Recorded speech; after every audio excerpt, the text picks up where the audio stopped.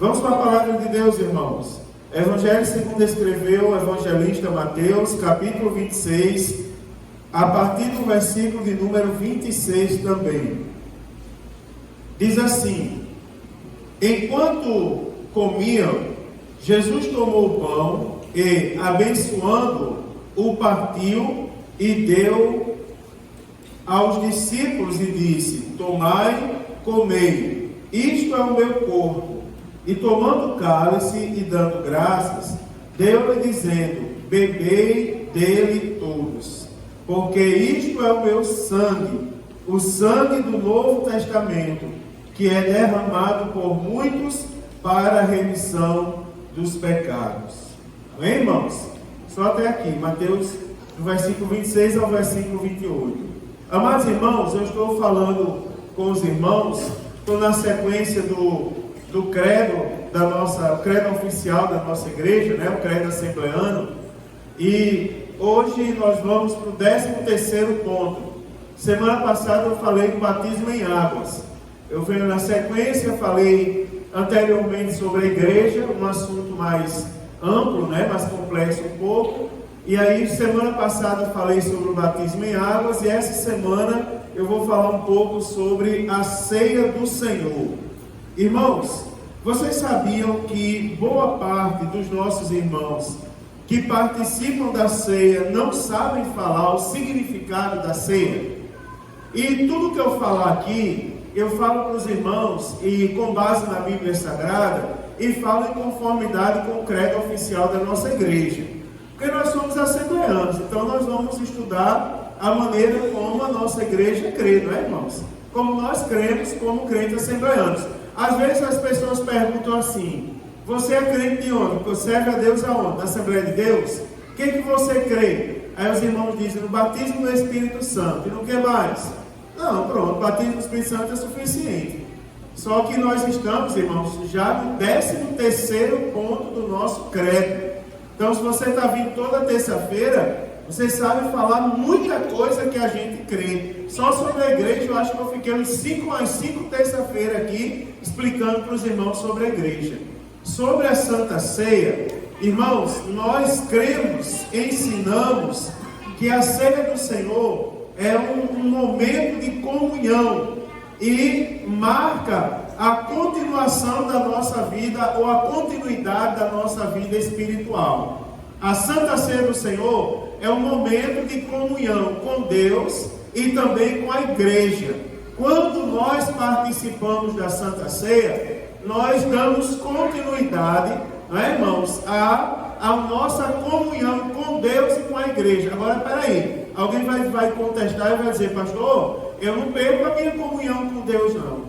Preste atenção, vamos partir do princípio que a Santa Ceia, na verdade, que a Santa Ceia é um memorial a Cristo. Agora me diga uma coisa, eu vou fazer uma pergunta e eu mesmo vou responder. Se não houvesse um momento para nós celebrarmos o memorial a Cristo, me diga uma coisa: será que a morte e a ressurreição de Cristo é lembrada em todos os cultos da nossa igreja? É, irmãos? Não é, não é. A morte e a ressurreição de Cristo não é lembrado na maioria dos cultos da nossa igreja.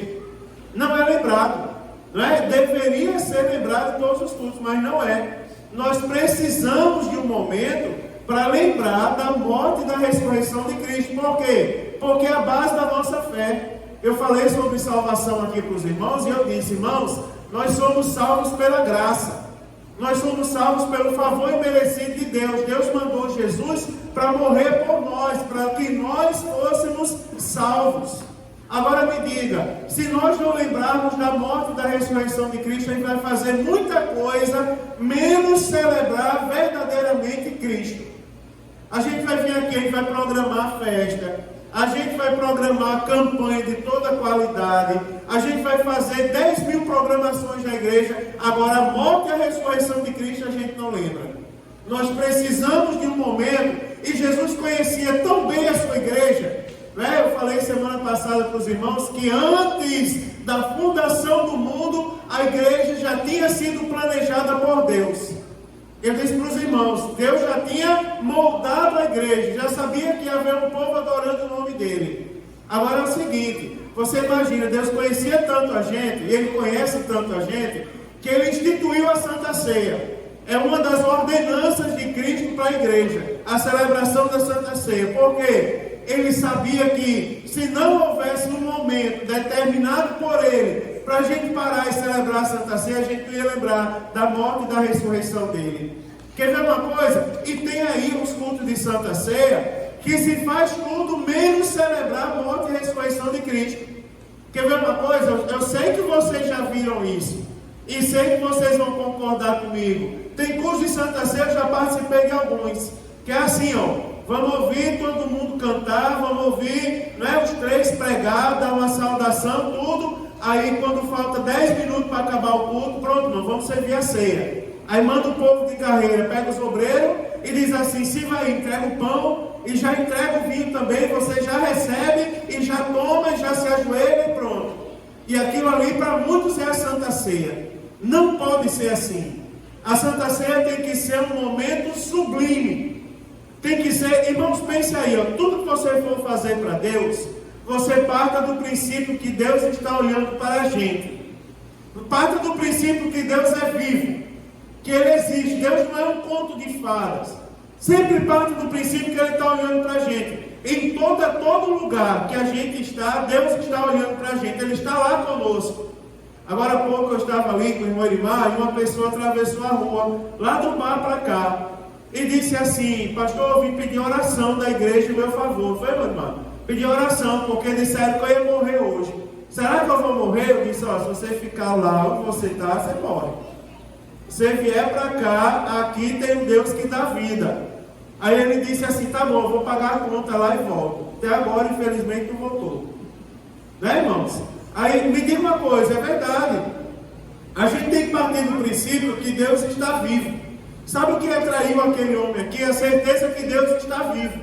Deus está olhando para a gente. E as coisas que a gente faz para Deus não podem ser feitas de qualquer maneira.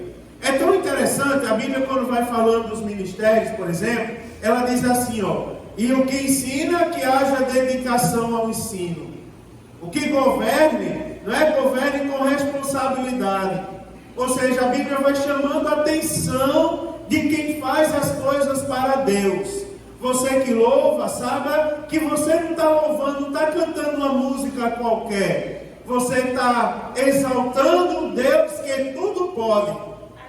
Você que prega, infelizmente, a maioria das pessoas que pregam hoje em dia, não se preocupam nem de ler a Bíblia. Eu vou lá já ouvi pessoas dizendo que eu vou falar agora, não se espantem. Mas eu já ouvi pessoas dizerem, eu vou pregar no Estevão de Matos, eu vou ficar lá no final de Joinville. Lá o povo não conhece a Bíblia não. Vou aqui, né? Leio Lucas 18, chega lá o dia que Jesus curou o cego passou a ver e pronto. E engana o povo, a maioria das pessoas que pregam, infelizmente, tem essa mentalidade. Ele não vem pregar para exaltar o nome de Deus, para o nome de Deus ser glorificado na vida dos irmãos, para os irmãos serem edificados. Ele vem falar e a maioria vem com o desejo, com a intenção de enganar. Eu vou falar qualquer coisa para o povo gritar. Se o povo gritar, é porque eu consegui enganar o povo. Quando a gente faz as coisas para Deus, não pode ser assim. E a Santa Ceia, você imagina, se ela foi instituída por Jesus, e Jesus mandou a gente celebrar a Santa Ceia, eu imagino que toda a Santa Ceia, Ele está presente, olhando e dizendo, vamos ver a maneira como eles vão participar do pão e do cálice. Eu quero ver a maneira como eles vão receber o pão, que simboliza o meu corpo. Não é, irmão? Não é interessante isso? Imagina aí Jesus olhando. Tem uma passagem na Bíblia Sagrada que diz que Jesus estava sentado observando a maneira como as pessoas ofertavam. Você imagina, irmãos, quando a gente está ofertando, se a gente pensasse nisso, a nossa maneira de ofertar seria diferente. Porque como é que a gente oferta a Deus? O que sobrar eu dou para Deus. Esse é o pensamento da maioria das pessoas. Está lá uma moedinha de 50 centavos, uma de 5. Qual é que eu vou dar na igreja? De 5. Agora você imagina que a Bíblia diz que Jesus estava sentado, observando a maneira como as pessoas ofertavam, olhando o coração das pessoas, Ou seja, percebendo se as pessoas estavam levando a sério aquele momento ou não. Veja que se Jesus instituiu a Santa Ceia, se foi Ele que instituiu diretamente, você vai ver, irmãos, que tem uma responsabilidade nas nossas mãos quando a gente recebe o pão e quando a gente recebe o cálice. Quer ver? O texto que a gente leu diz assim, que enquanto comiam, aqui fala da última Páscoa.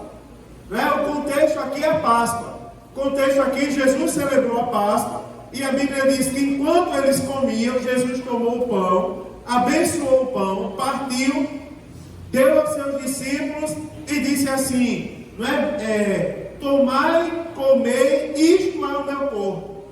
Observe, irmãos, o que foi que Jesus fez. Para aquele momento não foi chamado qualquer pessoa para participar. Você vai observar aqui, primeiro que tudo, o tom de seriedade.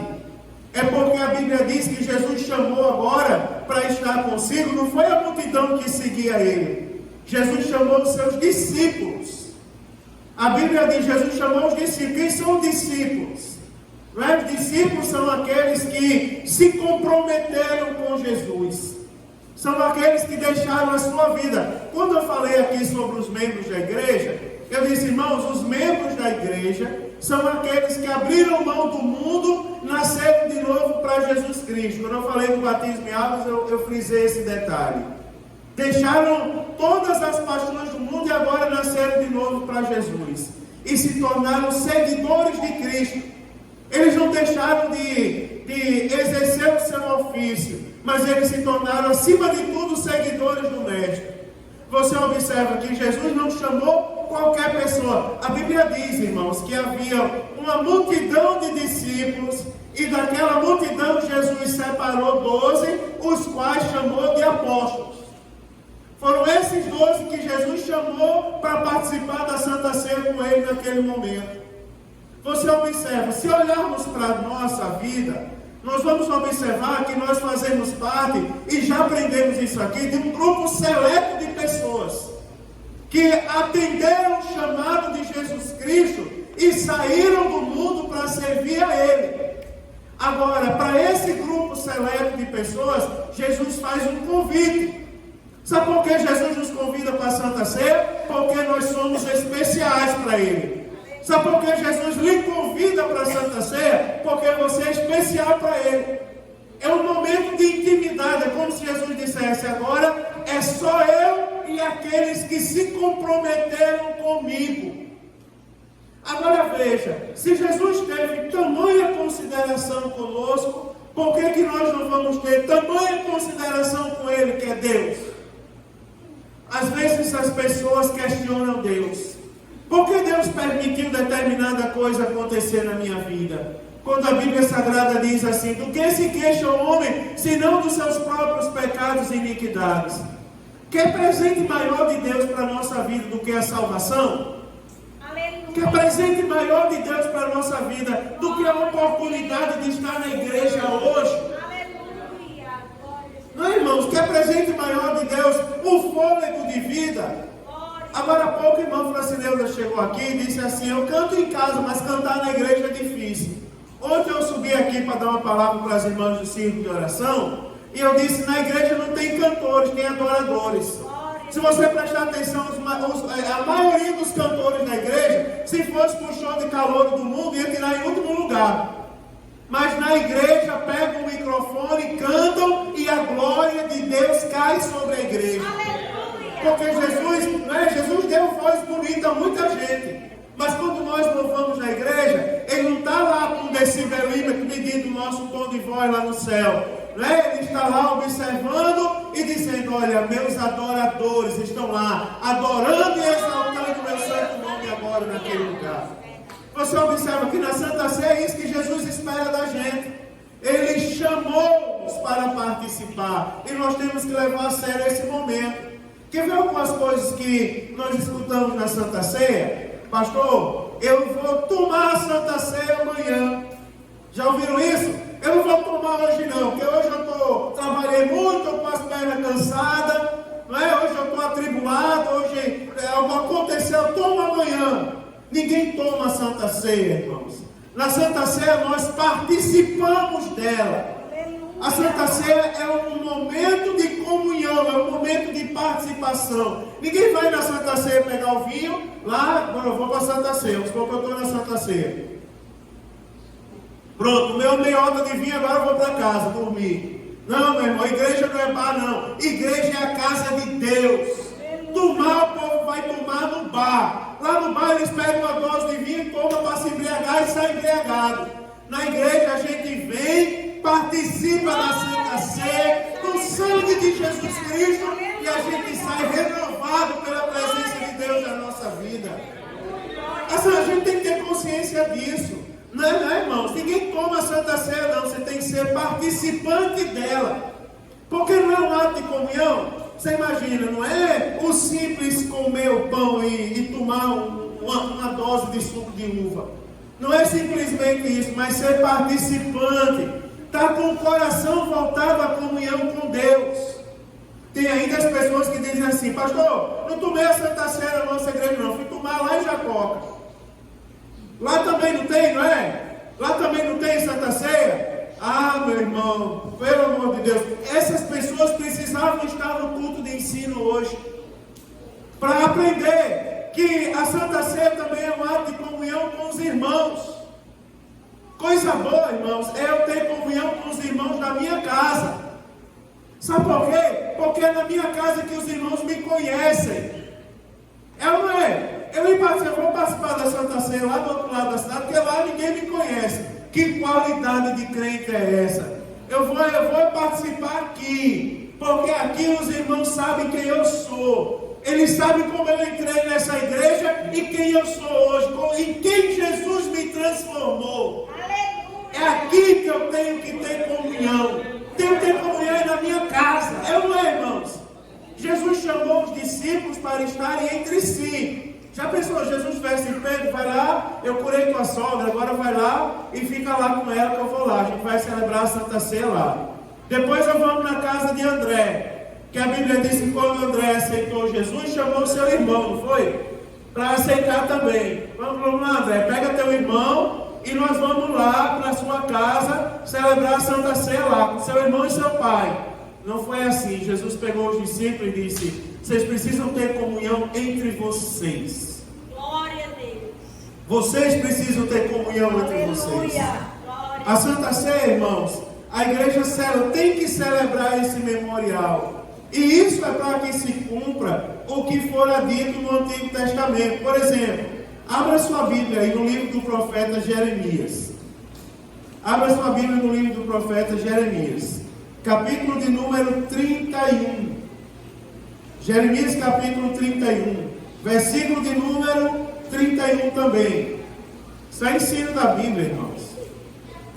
Uma vez alguém disse assim: por que o pastor fica tão bravo quando está ensinando a Bíblia? Eu não estou bravo não, eu estou quieto, meu lugar. Talvez o jeito de falar. Jeremias capítulo 31, versículo 31. Olha o que é que diz a palavra de Deus. Eis que dias vêm, diz o Senhor, em que farei um concerto novo com a casa de Israel e com a casa de Judá, não conforme o concerto que fiz com seus pais, no dia em que os tomei pela mão, para os tirar da terra do Egito, porquanto eles invalidaram o meu concerto, apesar de eu os haver desposado, diz o Senhor. Mas este é o concerto que farei com a casa de Israel, depois daqueles dias, diz o Senhor: porei a minha lei no seu interior, e a escreverei no seu coração, e eu serei o seu Deus, e eles serão o meu povo. Você observa, um novo concerto, cumprindo as promessas que Deus deu por meio do profeta Jeremias, sendo Jesus Cristo o próprio Cordeiro da parte de Deus que tira o pecado do mundo. Está escrito lá em João capítulo 1, versículo de número 29. Sendo Jesus mesmo o Cordeiro de Deus que ele deu, um novo concerto da parte de Deus. Agora, irmãos, Jesus ele é o Cordeiro de Deus, e Jesus também é o que nosso? nosso Senhor e Salvador, e também é a nossa Páscoa. Quer ver? Abra aí sua Bíblia em 1 Coríntios agora. 1 Coríntios. Quem lembra o significado da Páscoa? Quem pode falar uma palavra aí de significado da Páscoa? Passagem e libertação. Oi? Passagem e libertação. Passagem e libertação. Quem falou mais ali nas crianças que eu ouvi? Aliás, nos adolescentes. Quem? Hã? Não entendi. Morte de Jesus. E o que mais? Hã? Nascimento. Muito bem. Né, irmãos? Vamos lá. Uma palavra que define a Páscoa aí. Quem pode falar? A irmã Joana está falando? Fala, Joana. Ressurreição. Muito bem. Né? A Páscoa tipifica o que, irmãos? Sacrifício de Jesus Cristo, não é? Sacrifício de Jesus Cristo. Sem a intervenção do mundo, sem o fermento do mundo. Não é? Aí a simbologia do pão asmo. Pão sem fermento, pão, né, irmãos? O pão puro. E Jesus diz, eu acho que é lá em João 15, onde ele diz que é o pão da vida. Preste atenção a uma coisa. 1 Coríntios capítulo 5, versículo de número 7. Olha o que é que diz aí. E nós vamos precisar desse versículo agora. Diz assim, alimpai-vos, 1 Coríntios 5 e 7. Alimpai-vos, pois, do fermento velho, para que sejais uma nova massa, assim como estáis sem fermento. Porque Cristo, nossa Páscoa, foi sacrificado por nós. Você observa, né? Na última ceia eu dei um pão asmo para os irmãos. Alguns irmãos disseram, pastor, aquela bolachinha foi dura para mastigar. É porque é um pãozinho sem fermento. A irmã disse, eu quebrei e trincou a prótese. Daí eu liguei para o homem e disse, estava muito duro o pão. Aí ele disse, não, é porque é um pão asmo. Tem que colocar na boca e esperar um pouquinho ele amolecer. Não é? É um pão sem fermento. Aí ele endurece um pouquinho mais do que o pão com fermento. Por que tem que ser sem fermento? Fermento significa, simboliza as vaidades do mundo. Aí o apóstolo Paulo, escrevendo aos Coríntios, ele diz assim, alimpai-vos, pois, do fermento velho. Ou seja, antigamente a nossa vida era fomentada por coisas desse mundo, era ou não era? Pessoas que não são crentes, qual é a motivação dele para eles continuarem felizes? São os vícios, são as vaidades, né, irmão? São as porfias, as dissensões, são as crenças em outros deuses. Isso tudo é fermento do mundo, que muitos de nós praticávamos antes de ser crente. Aí a recomendação do apóstolo Paulo aos Coríntios, ele diz, alimpai-vos, pois, do fermento velho, para que sejais uma nova massa, assim como estáis sem fermento, porque Cristo, nossa Páscoa, foi sacrificado por nós. Guarda esse versículo aí, marque ele, que nós vamos precisar dele esse mês agora. A nossa Páscoa será celebrada aqui no segundo sábado do mês. Mais uma vez vamos celebrar a nossa Páscoa, que é quem? Jesus Cristo. A morte e a ressurreição dele. A nossa Páscoa não está em ovo de chocolate. E eu vou reafirmar, eu não quero ninguém dando doce para as crianças na minha igreja no dia da Páscoa do mundo. Não, irmãos? Vamos ensinar para as crianças o significado da Páscoa. Teve um ano que eu mandei fazer um negocinho para dar para elas um pedacinho de pão e um pouquinho de vinho, de suco de uva, dar para as crianças. E ensinar para elas na escola dominical o verdadeiro sentido da Páscoa. Eu estou com vontade de fazer isso esse ano de novo. Ensinar as crianças o significado verdadeiro da Páscoa. Aqui tem uma mãe que foi me mostrar ali, né? Comprou uma bíbliazinha e deu para a criança. E quando estava lá, chegou a página da crucificação, estava um coelho lá crucificado. E um monte de ovinho em volta, numa bíblia, acredita? Uma bíblia, aquelas bíbliazinhas que as mães dão para as crianças. Daí ela foi, tomou da criança e não deu mais a Bíblia. Diz, isso aí não é Bíblia de crente, tem que ensinar o significado correto. A Santa Ceia é a Páscoa do crente. É onde nós chegamos aqui, nós celebramos a nossa libertação. Jesus morreu por nós. Jesus ressuscitou no terceiro dia. E um dia nós vamos nos encontrar com Ele no céu. Aleluia. A Santa Ceia tem que ter esse significado na nossa vida. Olha só, irmãos. O significado da Santa Ceia é uma solenidade que deve ser contínua na igreja. A morte e a ressurreição de Cristo deve ser celebrada na nossa igreja até o dia dele voltar. Aonde tem isso na Bíblia? Abra sua Bíblia em 1 Coríntios capítulo 11, a gente lê isso todo mês. 1 Coríntios capítulo 11, versículo de número 26, diz assim, ó. 1 Coríntios 11, 26 diz: porque todas as vezes em que comerdes este pão e beberdes este cálice, anunciais a morte do Senhor até que venha. Ou seja, a igreja deve celebrar a Santa Ceia, a Páscoa verdadeira em Cristo Jesus, até o dia dele voltar. Irmãos, quando você vier a Santa Ceia esse mês, venha preparado para receber algo especial de Deus na sua vida. Aleluia. Porque Jesus foi quem preparou esse banquete e mandou a gente participar dele. Se ele mandou participar é porque quem participar dele vai receber algo da parte dele. Agora tem um detalhe aqui, ó. Você vai prestar atenção que quando Jesus fala de todas as vezes, quando a Bíblia fala todas as vezes, ela traz muito claro o significado da continuidade, não é? Quando fala da continuidade, nós lembramos do passado, nós lembramos do presente e nós lembramos do futuro. O que aconteceu no passado? No passado, Jesus morreu por nós. No presente, a Santa Ceia traz o significado que nós precisamos ter comunhão com Ele e com a sua igreja. Eu falei aqui para os irmãos do órgão dentro do corpo, lembra? Nunca esqueça aquilo. O órgão fora do corpo morre, mas também se o órgão estiver dentro do corpo e não estiver ligado com os demais órgãos do corpo, ele vai morrer da mesma maneira. Não é? Na igreja não pode ter aquela coisa individual.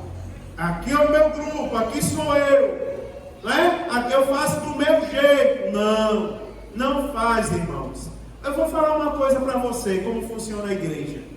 Irmãos, eu vou, como os irmãos sabem, eu já tive a oportunidade de estudar muito na minha vida. E eu vou falar uma coisa aqui com todo temor a Deus. Porque como estudioso, como cientista, eu fazia os planejamentos da igreja, e até entender isso às vezes doía um pouquinho. Porque eu planejava as coisas na igreja e ia apresentar ao meu pastor. E dizia: pastor, olha aqui, vou fazer assim, assim, assim, assim. E o meu pastor, que mal sabia escrever o nome, olhava para mim e dizia: não faça assim, não vai dar certo. Eu fiz todos os cálculos, eu planejei tudo, vai ser tudo dessa maneira. Ele disse: não vai dar certo. Faça do meu jeito. E eu olhava para o jeito do pastor e eu dizia: meu Deus do céu, isso aí quem fazia era o meu avô na época dele. Hoje em dia tem que modernizar, tem que fazer. Mas acredite, quando eu meti a besta de fazer do meu jeito, dava tudo errado. Você lembra que eu falei aqui do meu saudoso pastor? Quando o homem foi para ele e disse assim a ele: pastor, eu recebi naquela época R$2.000 de indenização do meu emprego, o que é que eu faço com esse dinheiro? Ele olhou nos olhos do irmão e disse: compre diário.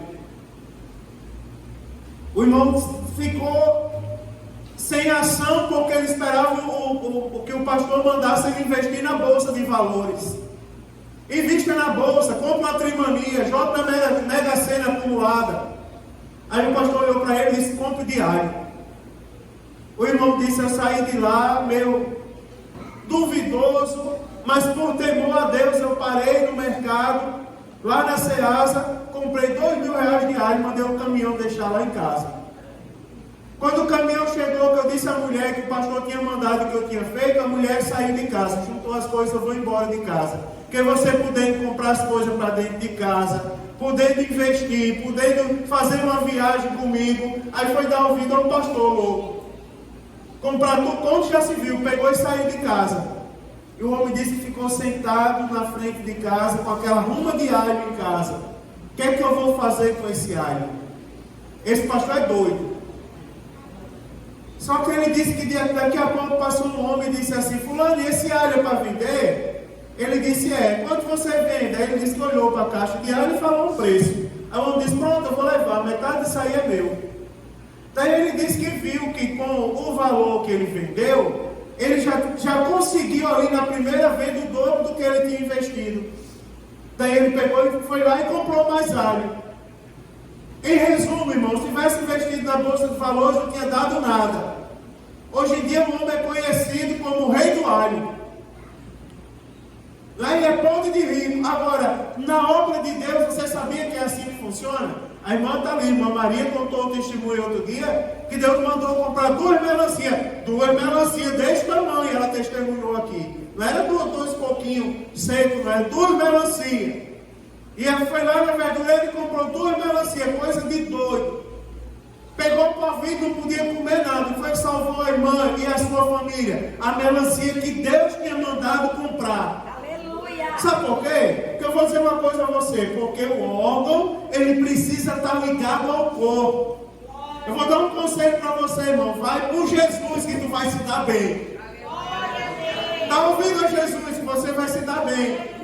Quando a gente vem à Santa Ceia, a gente diz isso: Senhor, eu estou disposto a continuar a dar ouvido à tua palavra, a continuar caminhando com a igreja, sabe? Eu creio na atualidade dos dons, e os dons são coisas do céu. E quantas vezes nós já recebemos conselho de irmãos e irmãs de oração: não faça isso, ou então faça. E a gente obedece quando vê, foi melhor ter dado ouvido. Agora essas coisas só acontecem quando a gente está ligado ao corpo. Aleluia. E a Santa Ceia simboliza isso, irmãos. Nós entendemos, irmãos, que é uma solenidade de bênção e de comunhão entre os crentes. Olha aí, vira, volta a página da sua Bíblia, 1 Coríntios 10, versículo 16. Eu vou adiantar aqui. 1 Coríntios 10, versículo 16 diz assim, ó: porventura, o cálice de bênção que abençoamos não é a comunhão do sangue de Cristo? O pão que partimos não é, porventura, a comunhão do corpo de Cristo? Ou seja, só participa da ceia quem está em comunhão. A Santa Ceia é ministrada aos crentes que assumiram um compromisso público com Jesus. Eu já vi alguém dizer: não, tem que dar a Santa Ceia a todo mundo. Não, eu estou falando de ceia qualquer, estou falando da Santa Ceia. A Santa Ceia, ela, quando Jesus chamou os discípulos, os que tinham se comprometido com Ele, para participar da Santa Ceia tem que ser batizado em águas. É uma honra, irmãos, participar da Santa Ceia, porque o batismo em água é um testemunho público de que agora nós reconhecemos que somos nova criatura em Cristo Jesus. Quem não é batizado aqui, trate de se preparar para o batismo. Vem para o discipulado comigo. Agora o discipulado vai uns aí ser batizado em águas, não é? Eu não batizo de qualquer maneira. Eu já disse semana passada, tem que passar pela preparação para chegar lá e testemunhar publicamente. O velho homem morreu e agora eu sou uma nova criatura em Cristo Jesus. Esses que testemunham publicamente estão aptos a participarem da ceia do Senhor. E nós só participamos porque nós passamos por esse momento. Você imagina alguém que diz assim: não vou tomar ceia hoje não, toma amanhã mesmo, amanhã no final do culto, toma de qualquer maneira.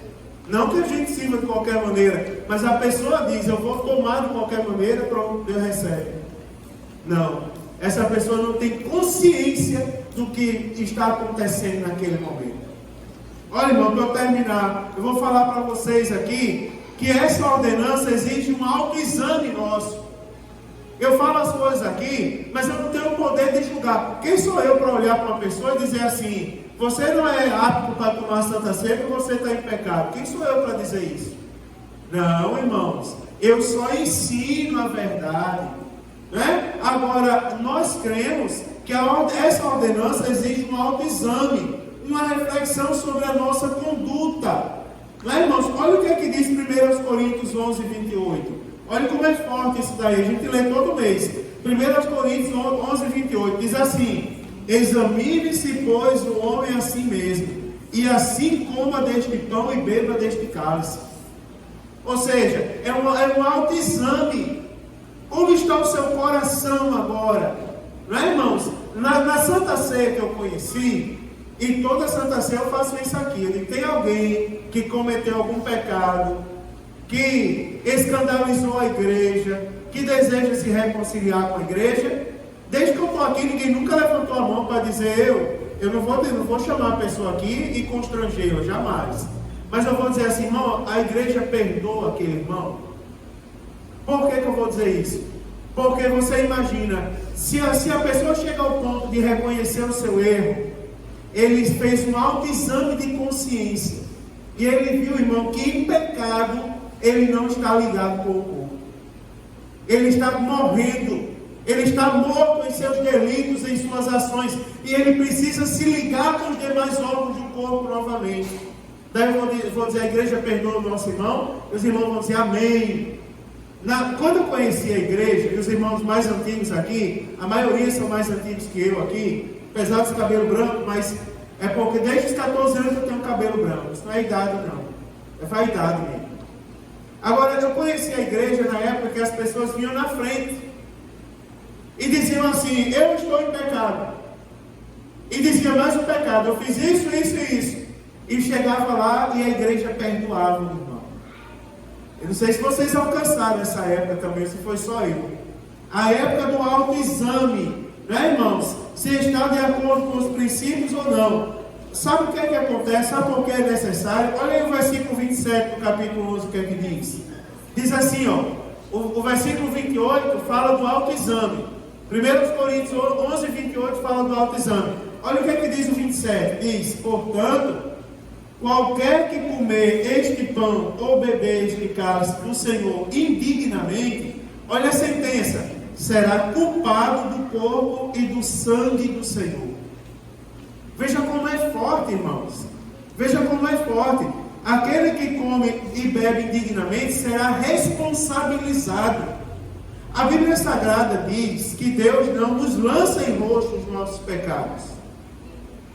Ele não lança em rosto. Agora você imagina, os que aceitam o sacrifício de Cristo, eles são anistiados. Eu expliquei para os irmãos em um dos pontos do credo, que é o momento da justificação, onde nós somos declarados justos. Os que aceitam Jesus e os que não aceitam são injustos. Você não reconhece que o homem mais justo do mundo morreu por sua causa. Ou seja, você é culpado da morte dele. Quando nós aceitamos, nós somos justificados. Agora, enquanto não aceitarmos, nós somos culpados. E a Santa Ceia não é lugar de culpado. A Santa Ceia é lugar de pessoas que estão em comunhão com Jesus Cristo, irmãos. Agora, só para eu terminar, porque no texto que a gente leu, em Mateus capítulo de número 26, Jesus ele cita os elementos da Santa Ceia. E aqui eu vou passar bem rápido. Ele diz assim, Mateus capítulo 26, o versículo de número 26 também, Jesus diz bem assim, ó, ele fala, enquanto comia, Jesus tomou o pão, você observa, abençoou, partiu, deu aos seus discípulos, tomai e comerem, isso é o meu corpo. Aí o versículo 27, e tomando o cálice e dando graça, deu dizendo, bebei dele todos. Você vai observar que tem dois elementos aí que estão agora no contexto da Santa Ceia. Esses elementos são indispensáveis. Preste bem atenção, irmãos, que esses elementos são simbólicos. Agora, deve ter um significado. Essa passagem aqui da Santa Ceia, ela é uma das passagens que está nos 4 evangelhos. Ela está em Mateus, Marcos, Lucas e João. Não dá tempo de examinar os 4 evangelhos com os irmãos. Mas se nós lermos essa passagem dos 4 evangelhos, nós vamos perceber facilmente que quando Jesus diz assim, ó, por exemplo, no versículo 26, quando ele diz, tomai o pão, ele diz, tomai e comei, isto é o meu corpo. Logicamente, Jesus não estava com uma faca cortando um pedaço do corpo dele e dando para a pessoa comer. Na época do imperador Nero, um dos argumentos dele para perseguir os cristãos, né, era dizer que chamar o povo de Deus de canibais. São canibais, por quê? Porque eles comem o corpo de Cristo. Você vê o tamanho da ignorância como aquele homem era endemoniado. Se Jesus tomou o pão, partiu, você observa, olha a simbologia da ceia. Essa Santa Ceia eu vou trazer um pão aqui. Nós vamos servir a Santa Ceia naquele copinho moderno dos irmãos. Agora eu vou pegar um pão aqui, um pão bem bonito, Thaís já vai providenciar para mim, um pão áspero, bem bonito, e eu vou chegar aqui e vou partir. É a maneira correta de celebrar a Santa Ceia. O sacerdote pega o pão e parte, porque Jesus partiu o pão e deu aos seus discípulos. Tem uma questão hoje em dia envolvida de Covid, de higiene. Os irmãos vão receber o copinho, mas eu vou partir o pão. Aí Jesus disse assim: como? Tomai e comei, isso é o meu corpo. Jesus partiu o pão e chamou o pão de seu corpo. Quando ele disse isso, logicamente ele não estava dando o seu corpo, ele estava dando um pão que simbolizava o seu corpo. Ou seja, vocês fazem parte do corpo. Fica bem claro no contexto que o pão não se transforma no corpo de Jesus Cristo. Ele simboliza o corpo de Jesus Cristo. Quando a gente toma um pedaço daquele pão e come, nós estamos ali, irmãos, reafirmando que nós somos parte do corpo. E nós devemos lembrar do que aconteceu com o corpo de Cristo por nós. Primeiro, nós somos participantes do corpo espiritual. Agora preste atenção, o que foi que aconteceu com o corpo de Cristo por nós? Você vê como isso é sério. O corpo de Cristo ele foi semelhantemente ao pão. Embora não tenha fermento, mas para ele se transformar pão, alguém tem que pegar a massa e tem que moer, mexer, amassar. E tem ainda algumas pessoas que trabalham com pão que pegam a massa e bate assim, ó. Pá, pá. Não sei se as irmãs fazem pão, a irmã era assim, cadê ela? Não sei se é assim que a senhora faz pão, pega a massa e bate, pá, né? Que tem que amassar. Agora você imagina, quando você pegar aquele pão ali, ele não tinha fermento. Ele não tinha o fermento do mundo. Não tinha motivo para ele ser maltratado. Mas ele foi amassado, não é, irmão? E foi ali maltratado por minha causa e por causa dos irmãos. Quando a gente pega aquele pedacinho de pão, a gente deve lembrar disso. Oh Senhor, por causa do que fizeram com o teu corpo, hoje eu estou aqui e tenho a honra de sentir a tua presença nesse lugar. Você imagina, irmãos, mas é verdade, se a gente deve participar do elemento, eu estou falando de uma forma simples e clara, para os irmãos verem como isso é sério. Agora eu vou pegar o sangue, o cálice, e eu vou perceber, irmãos, está ali o cálice sem fermento do mundo, o sangue inocente que verteu na cruz do Calvário. Irmão, preste atenção, Thaisa ontem chegou em casa toda manhosa. Ela veio dar um curso para as irmãs aqui, toda valente, toda... Mas ela chegou em casa e disse assim: mas o que foi, Thaisa? Furei minha mão. Como foi que furou a mão? Fui varrer, aí a vassoura quebrou. Imagina a violência como ela estava varrendo. A ponto de quebrar o cabo da vassoura e entrar um pedaço do cabo na mão dela. E não era um cabo, Marinho, de madeira, não, era um cabo de ferro. Pra tu ver, imagina a mulher dessa com raiva de mim em casa. Ainda bem que eu que mando lá, né? Ainda bem que eu é que mando. Mas você imagina, ela chegou e disse: mas o cabo quebrou e entrou um pedaço na minha mão. Mas dói, isso aqui incomoda, está incomodando tanto. Né? E saiu com a mão, isso incomoda tanto, e foi lá lavar a mão, né? Teve todo o ritual antes de voltar ao ritmo normal. Depois ela estava boa, mas na hora ela sentiu. Agora você imagina que além da humilhação, das chicotadas, de uma série de coisas, irmão, pegue só a coroa de espinho. Pegue só a coroa de espinho e você tente imaginar a dor daquela coroa de espinho sendo cravada na cabeça de Jesus, sendo colocada na cabeça de Jesus, e o sangue descendo no seu rosto. Você imagina aí, tenta imaginar a dor. Você imagina uma fretinha de ferro assim, que dá nem para enxergar. Entrou na mão de Thaís e ela ficou tão valente, ficou tão manhosa de repente. Agora você imagina um prego deste tamanho, sendo cravado no meio da mão, assim. Você imagina que depois da humilhação toda, não é, irmão Samuel? Você imagina a dor que Jesus sentiu. Você imagina ali o que não aconteceu com ele, para aquele sangue que verteu na cruz do Calvário. Agora você imagina quando você pega o cálice, você... a lança que foi, né?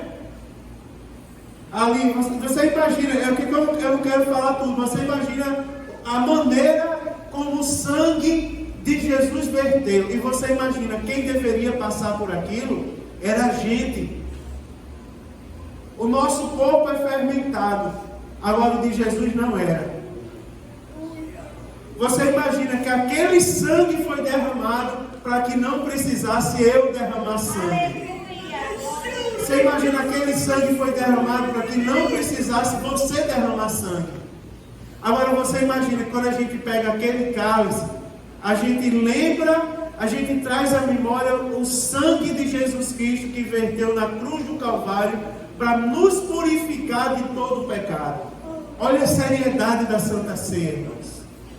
Olha a seriedade da Santa Ceia. E eu vou dizer uma coisa para você.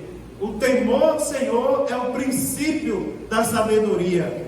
Sabe o que vai acontecer? Você imagina que tem Santa Ceia, que o culto aqui na igreja acaba 10 horas da noite. Tem Santa Ceia que eu quero acabar no horário. Aí acontece a Santa Ceia, cai a glória de Deus. Aí Deus toma o menino da banda, começa a cantar. Aí eu vou acabar, e Deus usa o irmão em profecia. Vem aqui e dá aí pega o fogo de novo. Daí eu fico querendo acabar o culto e não acaba. Agora você imagina, se toda a igreja se unir, irmãos, no mesmo sentido, se toda a igreja se unir, a partir dessa Santa Ceia vai ser diferente, em nome de Jesus. Você imagina, quando toda a igreja se unir no mesmo propósito, essa era a palavra que eu queria falar, no mesmo propósito, você imagina o que não vai acontecer nessa igreja. Irmãos, eu vou falar uma coisa para você, debaixo de todo o temor de Deus, em nome de Jesus. Você imagina que se toda a igreja se unir no mesmo propósito, tragam os paralíticos para cá. Porque sabe o que é que vai acontecer? No ato da Santa Ceia, eles vão se levantar e vão sair andando, porque a glória de Deus vai tomar esse lugar de uma vez por todas. Vocês sabiam disso, irmãos? Tragam para cá, meus irmãos, desesperados, porque eles vão encontrar, né? E a Bíblia Sagrada diz assim, ó, na leitura que a gente fez hoje, agora eu termino. Bem-aventurados os pobres de espírito. Olha o que é que a Bíblia diz. Mas bem-aventurados não deveria ser os ricos de espírito, os espirituosos, aquelas pessoas, né, extravagantes, da alta sociedade, né? Ou como é que se chama hoje em dia? Os influencers. Né? Porque tem crente que não quer ser isso, né? Influencer, virtual. Né? Tirar a foto mais bonita, colocar lá para compromisso não quer. Agora calça arrochada e a moda do Fashion Week quer. Agora você imagina que Jesus não está dizendo bem-aventurados não são esses, não. Bem-aventurados são os pobres de espírito. Sabe quem são os pobres de espírito? Eu vou dizer a você. Pobre de espírito é aquele que chega e dobra os seus joelhos, chora e diz assim: Senhor, eu preciso da tua glória sobre a minha vida nesse mundo. Pobre de espírito é aquele que reconhece que ele precisa da presença de Deus na vida dele para que alguma coisa sobrenatural aconteça. Irmãos, sabe o que Jesus está falando conosco agora? Bem-aventurados são vocês. Aleluia! Bem-aventurados somos nós que fazemos parte da igreja do Senhor. E se preparem, porque coisas maravilhosas de Deus vão acontecer nesse lugar, em nome de Jesus. Coloque-se de pé nesse momento, nós vamos orar e vamos agradecer ao Senhor. Aleluia! Louvado seja o nome do Senhor para todos sempre.